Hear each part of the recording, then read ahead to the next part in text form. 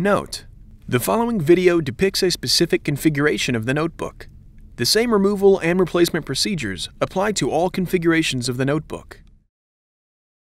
Before you begin, remove the battery, service cover, hard disk drive, base enclosure, display panel assembly, display bezel, hinge caps, and hinge covers. Removal.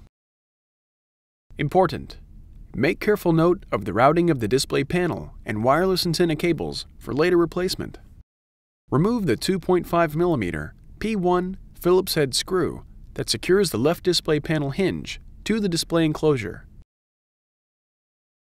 Lift the left display panel hinge off of its alignment pins on the display enclosure and remove. The right display panel hinge is removed in the same manner.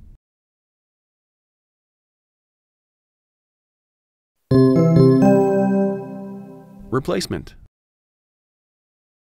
Place the left display panel hinge onto its alignment pins on the display enclosure.